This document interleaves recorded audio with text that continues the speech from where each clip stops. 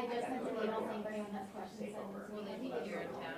Okay, I texted back and I was like, I'm actually going to we're just going to yeah, he knew I was coming. He gave me a call and made sure. Sorry, did not get him. I'm like, if I can help, I'm standing right here. So let me call him really quick. Sinead will have her hand up over here.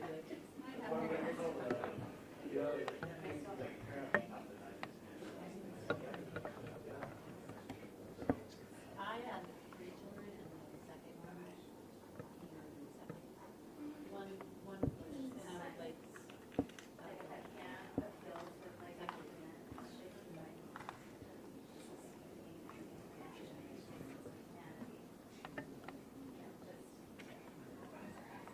I think I already tell people, like, this is my phone. Please don't steal it. Please don't steal it. This is mine. This is terrible.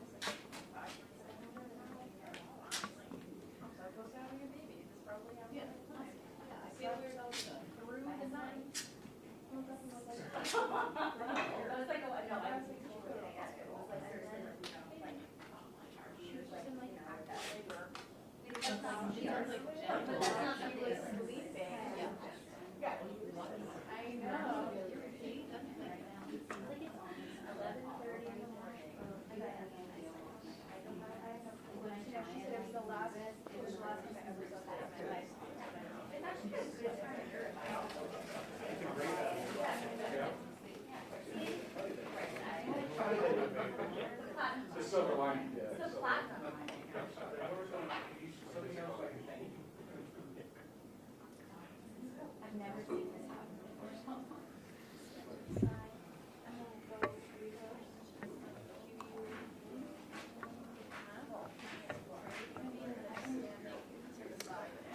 Hey Joe, can I just get you to just talk into the microphone? Yeah. Sound check. 1, 2, 3, 4. Sound check.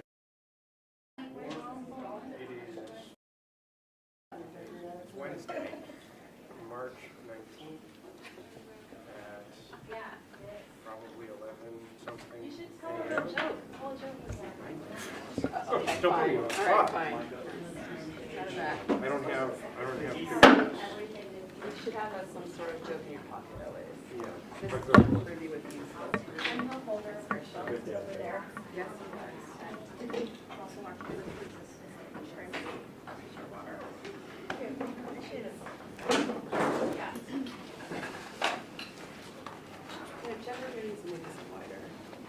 yeah. Or a mic switch. Try to get a mic stand.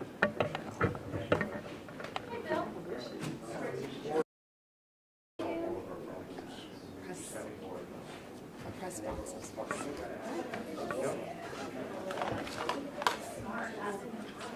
How you doing, Andrew? Good, all set, yep, ready to go. Yeah? Thank you. Yeah. You have to immediately come up with I've been there with the SLR check. Yeah, absolutely, yeah. Yeah.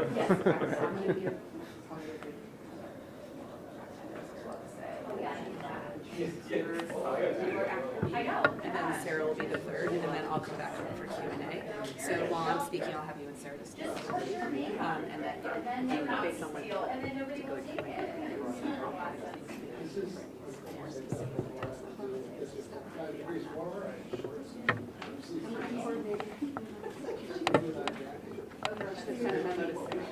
yeah. I know, which is the saddest part. I've told often media they have to get the shoes at some point, right? The B-roll on the shoes at some point would be really appreciated. Because I did try to wear cute shoes to these things. It's service. Sarah, are you ready to come up with us? Okay, great. We'll get started in just a minute, but I just want to make sure you know the order of things. So we'll, I'll do the mic.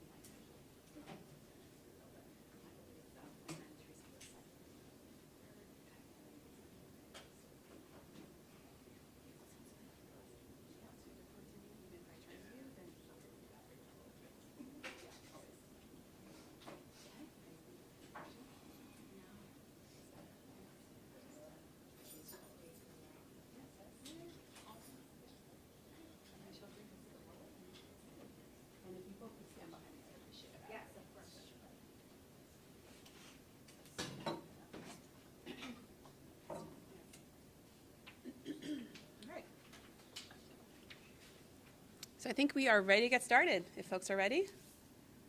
Go sign from media. Great. All right. Anything in my teeth? Okay, great. We have to have that kind of common understanding. All right, great. All right, well, good morning, everyone. I'm Mayor Emma Mulvaney-Stanek. This is our second monthly community health and safety briefing that we decided to embark upon last month. We will, in each one of these mid-month briefings, focus on three major categories to give folks in the community as well as the media a comprehensive update on all the elements on community safety response that we've been undertaking in my administration. Those three buckets are updates related to police and fire. The second bucket is related to public health matters.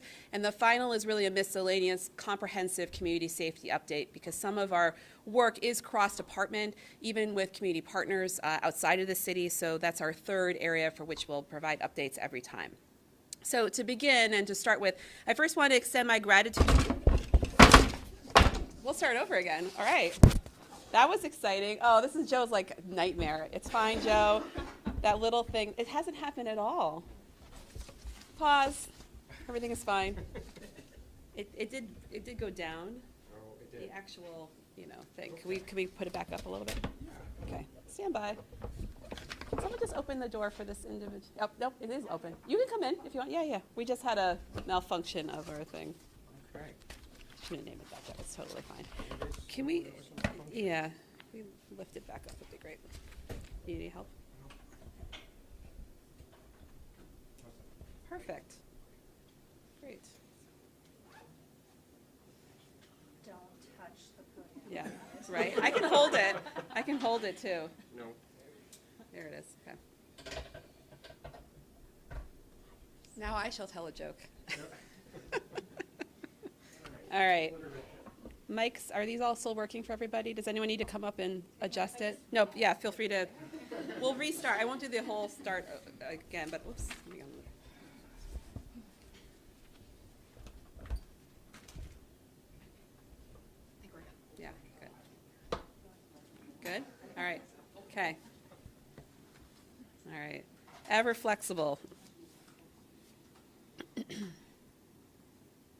Ready now? Take a deep breath. Everything is fine. We got it. Yeah. Okay, great. Everybody's great. Okay, great.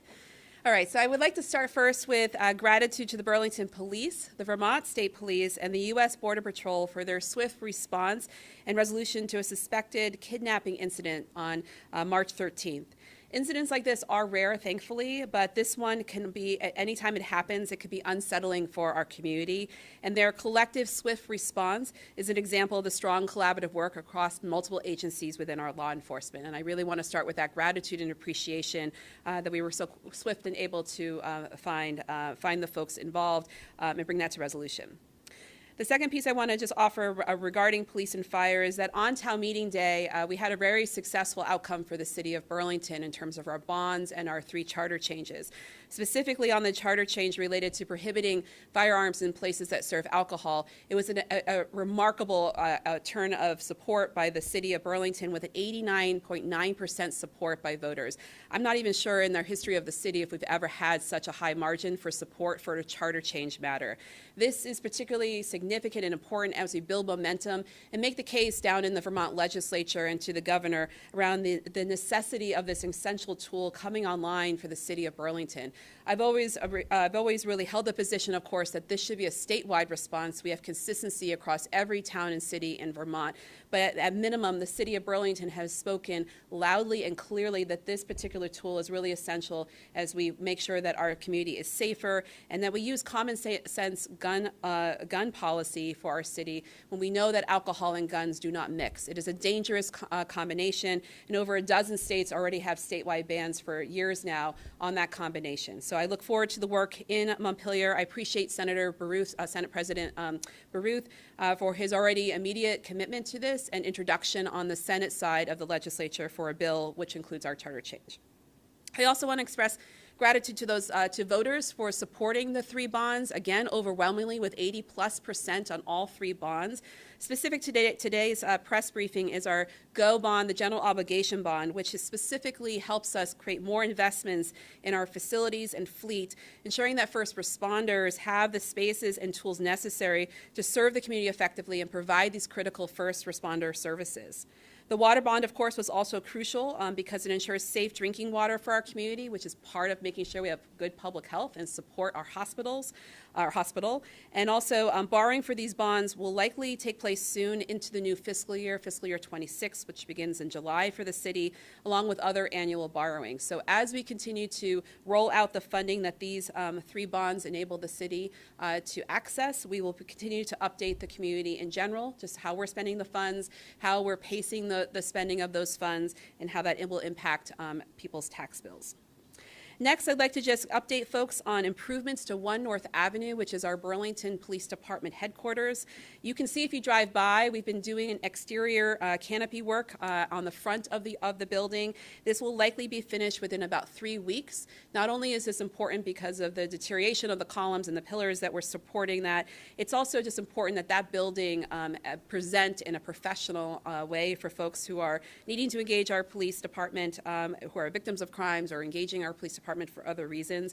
And I think just literally the entrance needs to speak to the investment this city is committed to with our police department.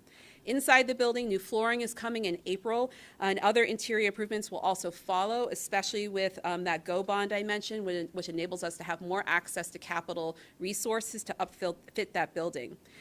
Construction on the security fence, which we began working on about a month plus ago with a strong partnership with the Pomelo Family Foundation to enable us to be able to fast track that to support the safety of all folks who work in that building, but especially our police officers. That fencing work is beginning in the coming week or 2. We're accelerating that because it is such an important element of keeping our staff safe.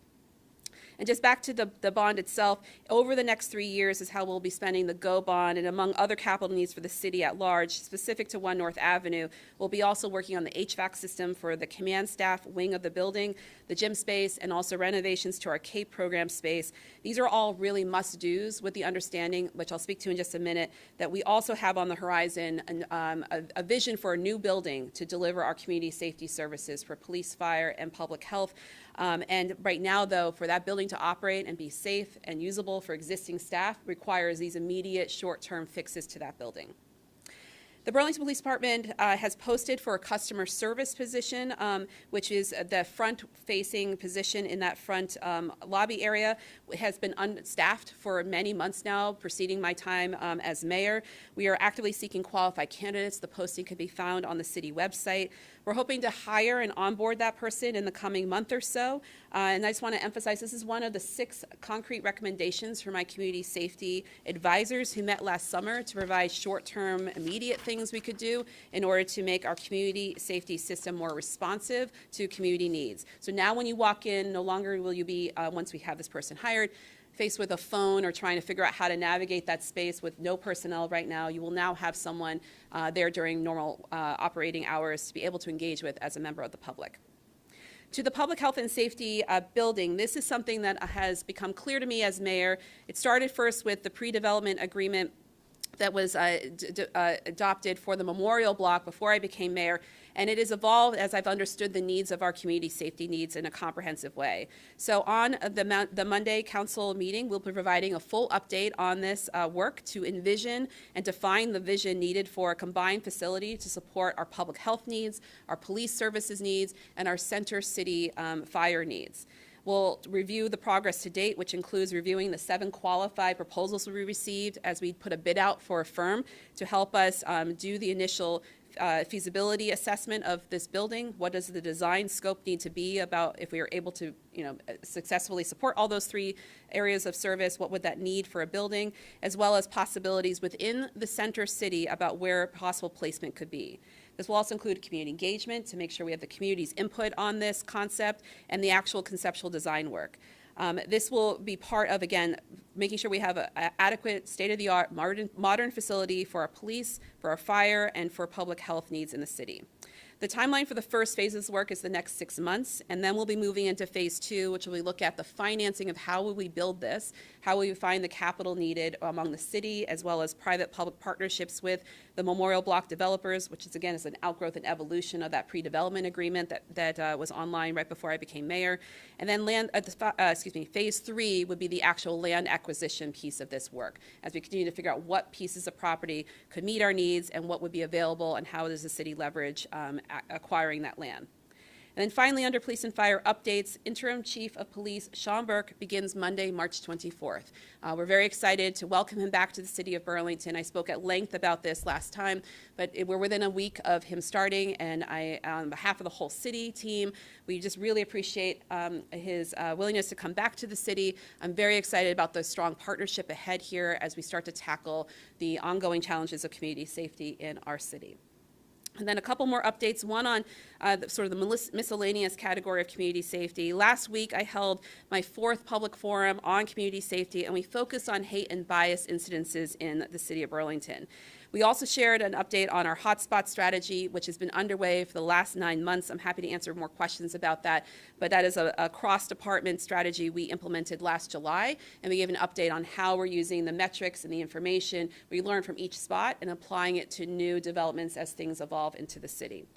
At that forum, we largely spoke with panelists and had panelists from the State Attorney General's Office, the Human Rights Commission for Vermont, and Vermont Interfaith Action, as well as a local academic and journalist, I'm going to hold this up as a visual here, who wrote this Southern Poverty Law Center pamphlet for communities on tangible ways to fight hate in your community. This panel spoke to the number of issues that they're seeing kind of evolve not only in Vermont but nationwide, as we see not only pre-existing hate and incidents of bias before the Trump administration began, but now since January 20th, how our communities are experiencing hate, fear, and these concerning patterns.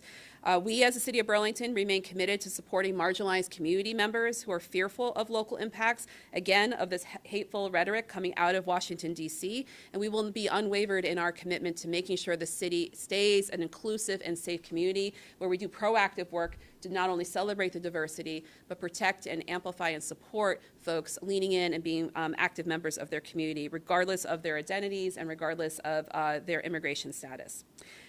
Finally, I also want to emphasize what was brought up during the forum from the Attorney General's office. There is a state bias incident reporting system, or BIRS, B-I-R-S, that's managed by the Office of the Attorney General. This is an important data collection system for the state to really track incidents of bias and hate. And I learned from just sitting at that panel, sitting alongside the representative from the Attorney General's office, that Burlington and our county in general report relatively low numbers of hate and incidents of bias. And we know the sad reality is that doesn't track with the reality of what we see in our community. So I am going to double down commit that the City of Burlington will be reporting this to the BIRS program, so the state has that information and we have accurate reporting of incidents of bias and hate in our community, because we know it's happening anecdotally in our city and also in our schools.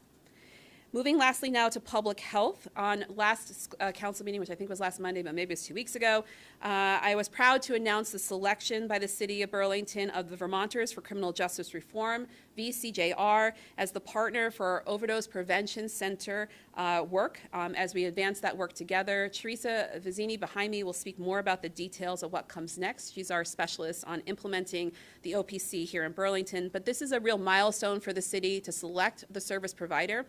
So we can now get to work on how do we start designing what we are building here collectively together, bring that to City Council, and then do a robust community engagement process, again, for which Teresa will talk more about. I want to just end with a deep concern on the state level, expressing my deep concern around the ongoing issues related to the Budget Adjustment Act in the Vermont legislature, as well as the governor, as we face more households exiting from the motel program on April 1st. This would be the fact and the reality for the state if no deal is reached on the Budget Adjustment Act. And as a former legislator, I know how important compromise and back and forth is between the legislature and the governor's office. And I want to appreciate the legislative leadership's efforts to find a compromise with the governor, even after his veto late last week. because that work really shows a commitment to keeping vulnerable households sheltered until June 30th, using existing money that's available in the state until we find a proper policy solution to provide a real off-ramp for the GA emergency housing program.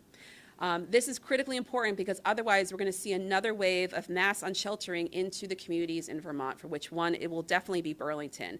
And that creates more instability for vulnerable Vermonters, and of course the municipalities left to hold this at the end. It is possible for us to find solutions, and I just want to send that strong message to Montpelier, to both the governor and legislative leadership, to please work hard to find solutions, not for the immediate funding continuation for the motel program to June, to give folks enough time again to come up with a real policy solution. Again, I want to emphasize, otherwise, places like Burlington continue to be left to fend for ourselves with the results of that. And we saw that last fall, where we saw an uptick of people who are unsheltered coming to Burlington to try to survive living outside in Vermont into the fall and into the winter. We cannot sustain this as a community because we have very limited resources on the local level. In 2024, we spent close to $8 million of local city resources to respond to the needs of unsheltered community members here in Burlington. And there are continued public health concerns of people living outside, and the impacts on our health and first responder services as a city is something that we cannot continue to sustain at the level we've been doing so far. A very real reality is that the city of Burlington, because it was the right thing to do for public health and human dignity purposes, opened an emergency cold weather shelter 9 individual nights throughout this last winter. I think we're through the cold part of that winter season, but that impacts on city operations, on city staff, on community partners is very real and not sustainable for, again, a local community to have to figure that out on our own. I want to reiterate, the city is facing another structural operating budget gap for fiscal year 26. More on that at the council meeting on Monday night. But this is after handling a $14 million gap last year for fiscal year 25. And so I mentioned $8 million of local resources going into, for which we had to make sure happen for just the response for unsheltered individuals. This is not, again, something we could sustain with the ongoing structural challenges of our own local budget. And again, I really plead with the state to see the state's obligation to provide basic emergency housing services for Vermonters so that these essential services don't fall to local communities. And so I'm really hopeful they can work out a compromise this week. We'll be watching carefully from the city of Burlington, not only again for the continuation of the GA funding to June, but also real solutions to this ongoing crisis for which is facing the entire state of Vermont. And with that, I'm going to pass it over to Teresa Rizina, who is our OPC, Overdose Prevention Center Implementation Specialist, to give more detailed update on where we are with this important piece of policy work. And then we'll turn to more on the housing emergency, and we'll wrap up with Q&A. Teresa? That's a mouthful, that title there. I'm really excited to be able to share with you all some of the updates about where the city is at currently with the Overdose Prevention Center implementation. When I stepped into this role in December, one of the very first things that I was tasked with is to create a process to select the OPC partner provider, which we're so excited to work with Vermonters for Criminal Justice Reform, VCJR.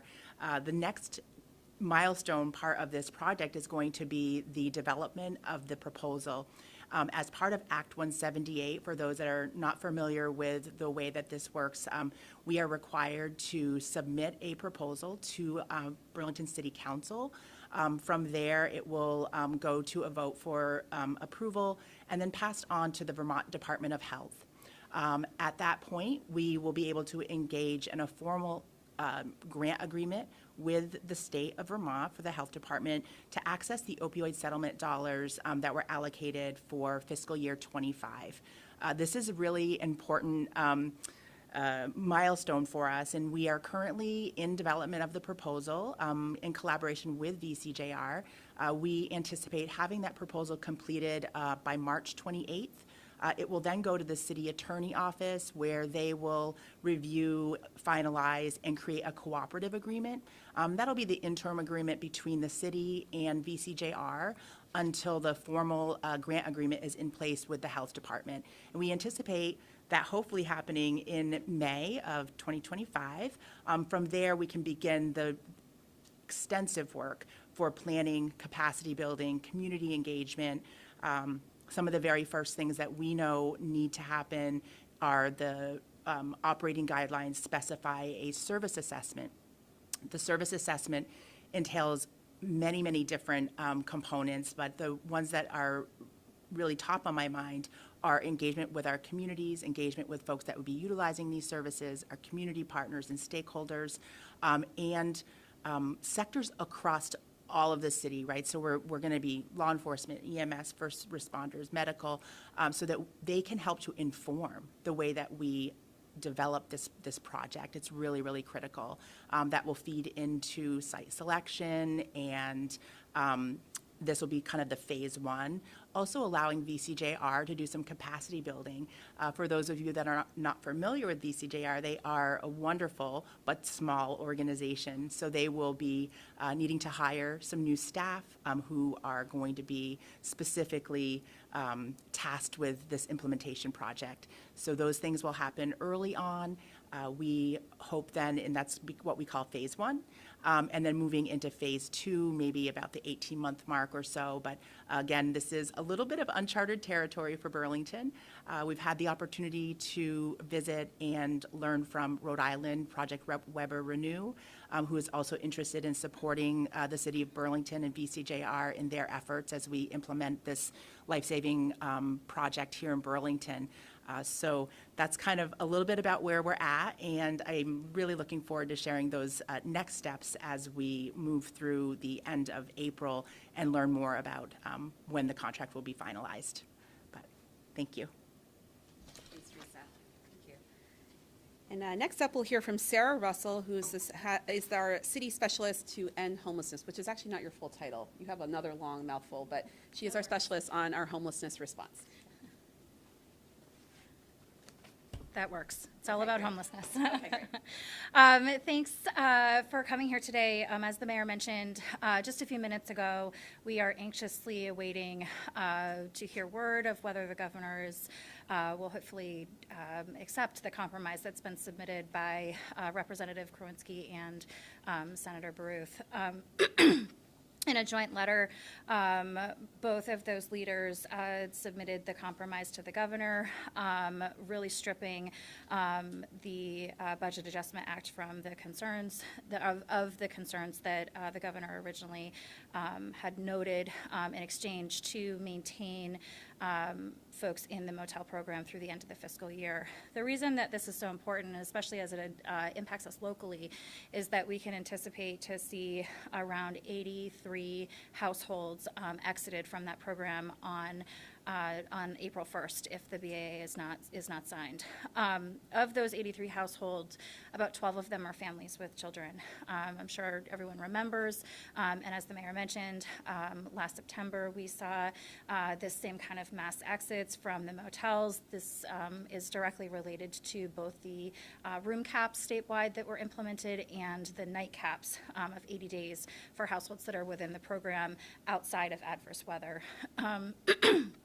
In September, in response to those exits, the city made available campsites at the North Beach Campground for families with children, which is absolutely not ideal and is entirely a harm reduction response. I want to stress that families with children sleeping in tents in April in Vermont is unacceptable. We owe these families better, especially children who are working so hard to maintain a sense of stability within their school system, transportation to school, keeping up with homework amidst living with such housing insecurity. We cannot have children, elderly folks, people with disabilities, and households fleeing domestic violence, or pregnant people living outside in April in Vermont. So again, we're really hopeful that this compromise that's been presented to the governor will be successful in forming an agreement which will enable those households to continue to remain in that motel program. As the mayor said, we also focus on long-term strategies. We have heard a lot of feedback. The governor said it many times that the motel program is a failure. I think the reality is that we've been utilizing and relying on motels for supplemental emergency shelter for quite some time now, simply because we don't have the capacity in our communities to be able to shelter the large number of people that we see who are experiencing homelessness.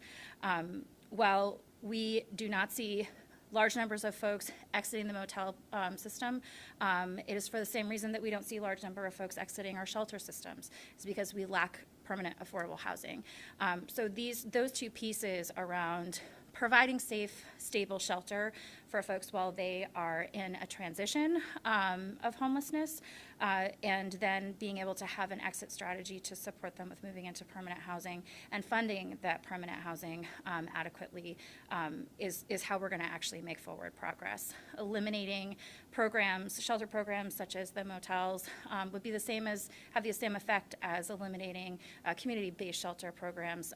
You still have people who are experiencing homelessness, and now instead of the stability of at least a place to sleep for the night, their focus becomes on survival, where they're going to sleep, where they're going to eat, where they're going to shower, how their kids are going to get to school, how they're going to get to doctor's appointments, and get their needs met.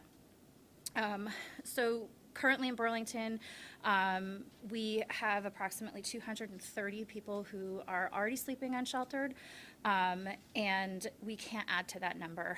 As the mayor mentioned, the city, in response to large numbers of folks who are outside, the level of vulnerability that people have right now who are outside in terms of medical and mental health challenges, we operate in an extreme cold shelter, which again is, a crisis response. And at some point, we need to move past crisis response to develop proactive, forward-thinking strategies. We just can't get there when we're constantly operating from a place of crisis. Thank you. All right, and with that, what questions might you have? So, Mayor, one of the first things, sorry, you spoke about today was the response of Border Patrol and various police agencies in the recent kidnapping that happened in Burlington. To your knowledge, do you know why the release was sent from Burlington Police? I believe it was 3 or 4 days after the initial kidnapping was reported. I don't know that level of operations, and we can certainly get an answer for you on that. But in general, we try. If it, let's see, what day was the 13th? Was that over a week? Okay, so often, we respond to things within our office as soon as we receive it, and there's multiple reasons related probably to personnel, but we can get a more specific answer for you. That also ask questions specific to oh, absolutely, okay, yeah. So. I've told them, though, if they want to kick it to me, that I will take it so they don't have to feel that level of pressure, but absolutely, yep. Perfect. So obviously there's a lot that's going into the next steps of the Overdose Prevention Center. Has there been any discussions with the city about feasible locations that could just be up for discussion for this kind of location? Do you want to start with that one, or have me start with it? I'll let you start with that. Okay, great. Okay, thanks, Teresa.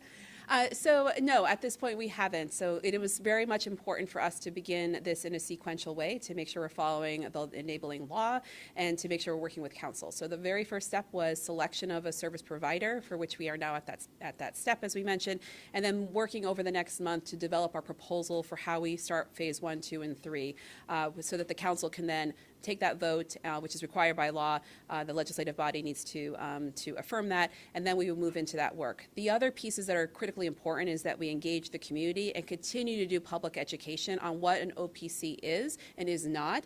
There's a lot of continued curiosity, information that's really clearly needed. I see this every time I engage in either mayor meetups or even in our community safety forums, that people are hungry for more information, to know what this is, also to know that this is not a panacea. This is not a strategy that will immediately solve the entire opioid crisis, but it is a very well documented and evidence-based strategy used in other parts of the world widely, and to a limited extent, but still to an extent here in the United States. And so Providence, Rhode Island, and as Teresa mentioned, has been a tremendous resource for us, and we're really in a learning phase and a design phase to learn how they did their public engagement, how they did their citing process, so that we can really learn from their strategies, what they would recommend, not recommend. Community engagement's a really treasured and valued thing in here in the city in Burlington, so we will do that well and thoughtfully.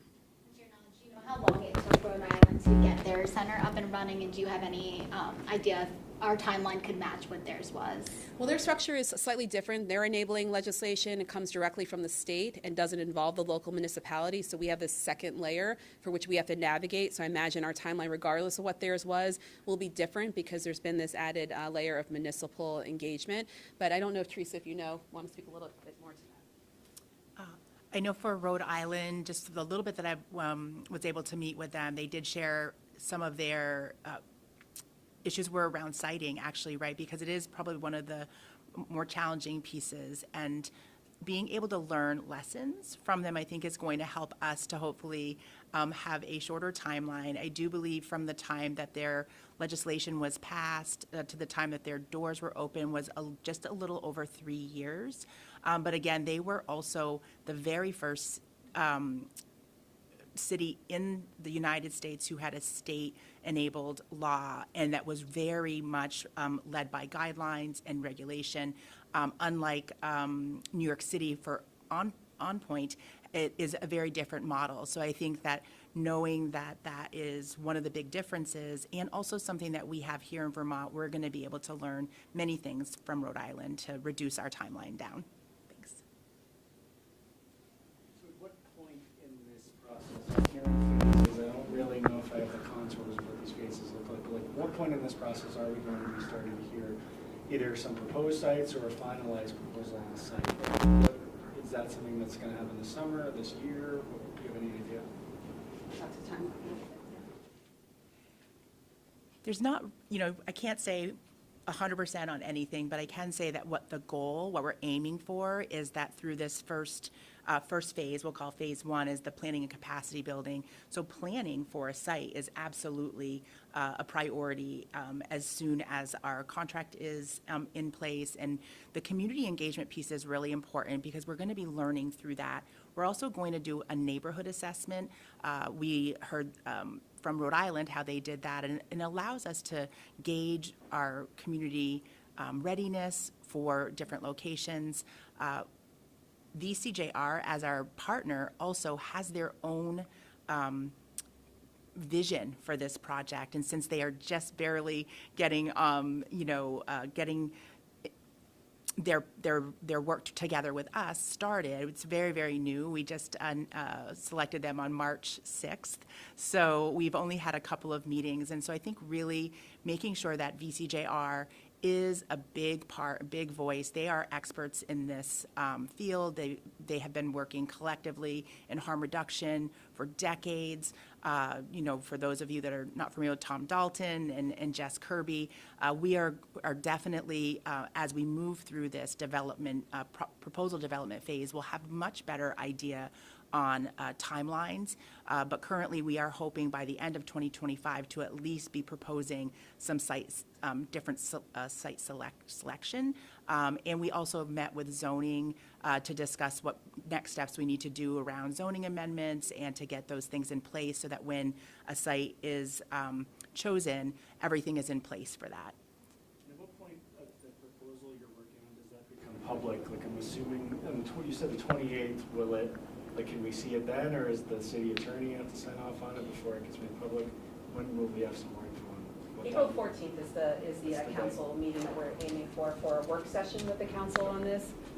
April 14th is the council meeting that will first go to the full city council, to new council. We start in April with a new seated council. So that'll be the work session, and then hopefully then actual vote maybe on the 28th.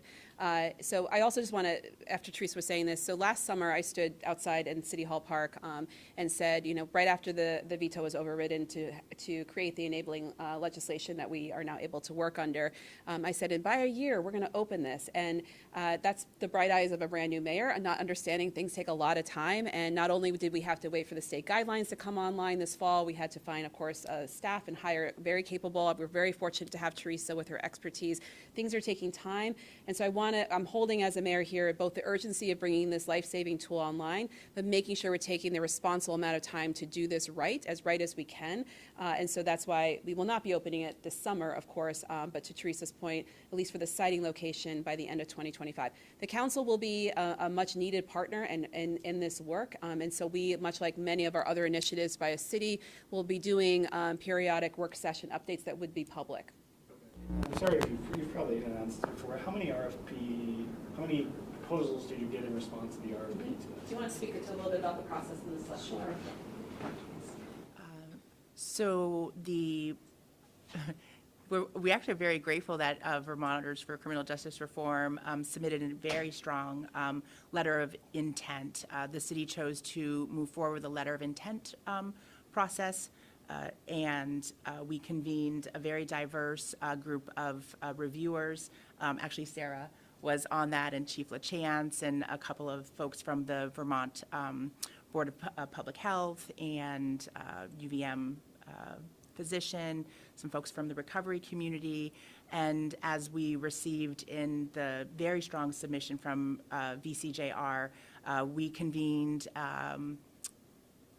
sent out our findings to VCJR, and then they are actually currently developing their response to some of the areas we were looking for a little bit more clarification on, but the committee overwhelmingly voted that even with some of the outstanding questions and clarifications that the committee was looking for, that VCJR was by far the best candidate for the selection for the city.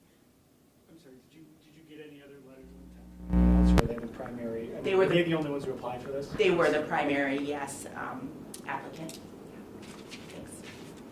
Which is when you consider the size of the state of Vermont, let's remember proportions and the reality of who is even qualified to be able to offer these services. So we're, again, just very grateful that not only an entity that knows Vermont and the city of Burlington so well was willing to put a proposal forward, but there was such a strong proposal receiving such strong support from a very diverse review panel. Now, if that process had looked differently, we would not be here happily announcing and proudly announcing this milestone moment of the selection of VCJR as our partner. Start getting money. Like I've been over Sure. there a lot. They Yeah. are a really small outfit. Yeah, they are. Yeah. Well, that's back to kind of the phasing in and working with council and developing this proposal. Part of this is to make sure that we follow the steps within the enabling law in order to then have the money flow from the state of Vermont. So part of that is making sure council takes action as soon as we can, reasonably, because that's a requirement before money starts to flow. Yeah. Okay. Thanks, Teresa. Yeah. Stuck my landing there. Good. Okay. Other questions? Yeah, so I'm sure you're aware there was a rally outside the State House yesterday of folks who were upset with the governor's veto. I was talking with a few of them who shared the concern that a compromise he might agree to is keeping the program open and funded, but sort of tightening it down even further, trimming it down more. Trimming down who's allowed to stay in it and perhaps how many days they're allowed to. Have you heard any talks about that, and are you concerned that may be a possibility? Well, I'm not a legislator anymore, so I'm not so in on the details, but I'm watching from the outside at least. And I've been consistent since being a legislator that every time you contract the program, which has been happening now over the course of the last 2 to 3 years, it has big impacts on the local communities when there's no other solution. It's not as if your homelessness, your status of homelessness and your ability to find sustainable and long-term affordable housing changes based on your identity or based on your age or any of the other criteria for which keep contracting. So I share that same concern with whomever you spoke to at the rally. I've had that same concern for the last 3+ years if I've seen this program abruptly keep changing without real solutions coming online. Those folks are the folks who are now the 250, 230 or so unsheltered people currently in the streets of Burlington, and that's just the city of Burlington. So I really share those concerns, and I'm a pragmatic, a policymaker and have been an elected leader. I know at the end of the day, it is about finding compromise in order to not have a much more egregious and abrupt change on April 1st. And I encourage both the legislature and the governor to really work hard to find that compromise, because that is the job of elected leaders at the end of the day, is to find a middle path and not be entrenched in any position that really at the end of the day will cause even more harm to places like the city of Burlington. In any way for if, lawmakers decide to make changes, if, I forget the exact number you said, but I think it was around 83 families are exited from the program. Is the city preparing in any way? Is there anything you're able to do come April 1st? Well, we're already beginning. We had to flip meetings, frankly, in anticipation next week, for which we were trying to do, as Sarah was mentioning, more medium to long-term planning for the city, so we get out of this constant crisis mode. We've had to flip that meeting into a crisis crisis preparation mode to be ready for April 1st. We haven't had that meeting yet, but I imagine what we will have is almost Groundhog's Day, the same kind of level of emergency response we did in the fall to try to figure out what resources can we bring online locally. This is, again, the unsustainable crisis response continue to be expected of the city of Burlington in a very unfair and unfunded kind of way. We will adapt because the values of this community and this administration are ones that center human dignity and public health, and we will continue to show up for this community, part of our community. But it is not the right way to be responding to a crisis.